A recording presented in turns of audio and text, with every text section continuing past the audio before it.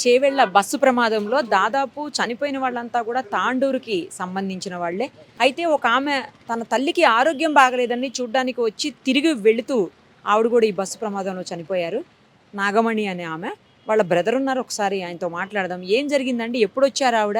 ఎలా వచ్చారు? అసలు ఏంటి? సిస్టరు హైదరాబాద్ నుంచి శుక్రవారం నైట్కి వచ్చింది మేడం. మా అమ్మ ఆరోగ్యం బాగాలేదని చెప్పి చూడడానికి వచ్చింది ఆమె.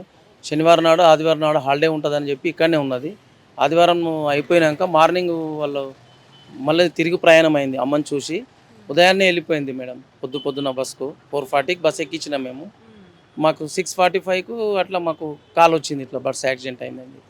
అంతలోపటినే ఫోన్ చేసేసరికి రింగ్ అవుతుంది కానీ రెస్పాన్స్ లేదు.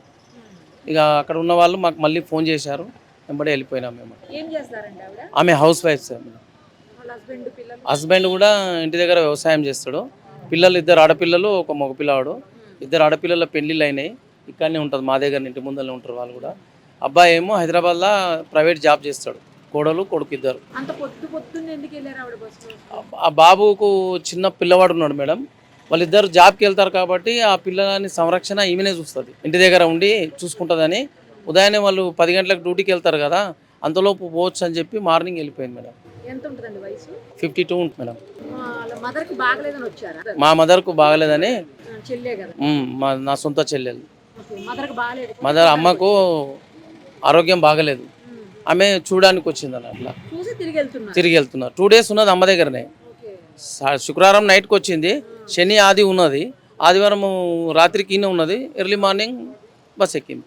ఏ సీట్లో కూర్చున్నారు? డ్రైవర్ సీట్ వెనకాలనే కూర్చున్నాం మేడం. ఫస్ట్ సీట్లో మా సిస్టర్నే కూర్చోబెట్టినాం మేము. మీరే కూర్చోబెట్టారు? నేనే పోయి దింపించిన. బస్సు అప్పట్లో సీట్ బర్త్లే ఉన్నది, పెద్దగా ఏం రష్ లేదు. అప్పటికి ఏం పెద్దగా లేదు. ఈమె 4:40కి ఎక్కించినాం మేడం. అప్పుడు ఫస్ట్ బస్ అది, ఏం రష్ మామూలుగా ఉన్నది. ఇక పోతూ అక్కడ వికారాబాద్ ఫుల్ అయినట్టున్నది.